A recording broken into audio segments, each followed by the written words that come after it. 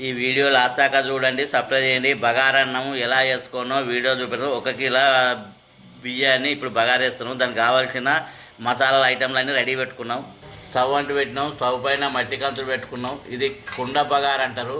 ఇప్పుడు మేము కుండలనే వండుతున్నాం బగార. అందులో అరపావెడు నూనె పోసుకున్నాం. పచ్చిమిర్చి త్వరగా కొలుసుకోవాలి. బిర్యానీ ఆకు, లవంగాలు, యాలకులు, దాల్చిన చెక్క, జాజికాయ, జాపత్రి మొత్తం మసాలాలు ఇందులో వేసుకున్నాం. ఇప్పుడు పుదీనాకు, కొత్తిమీర, అల్లం వెల్లిపాయ, అలసందడి ఇంగు త్వరగా గోలించుకోవాలి. కిలో బియ్యానికి 2 కిలోల డబ్బాతోటి నీళ్ళు పోసుకోవాలి. నీళ్ళు బాగా మరగనివ్వాలి. తగినంత ఉప్పు వేసుకోవాలి. నీళ్ళు మరగనివ్వాలి. మరుగుతున్నాయి.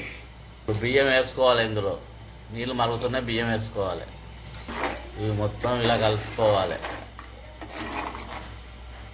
కలుపుకొని ఇలా పైన మూత పెట్టుకోవాలి. ఇది కుండ బగారా. కుండ బగారా రెడీ అయింది. స్టవ్ ఆఫ్ చేయాలి, దించుకోవాలి. ఇప్పుడు ఇట్లా కుండలో వండుకుంటే ఆరోగ్యానికి మంచిది, మంచి రుచిగా ఉంటుంది. ఇది కుండ బగారా. ఇప్పుడు స్టవ్ ఆఫ్ చేయాలి, దించుకోవాలి.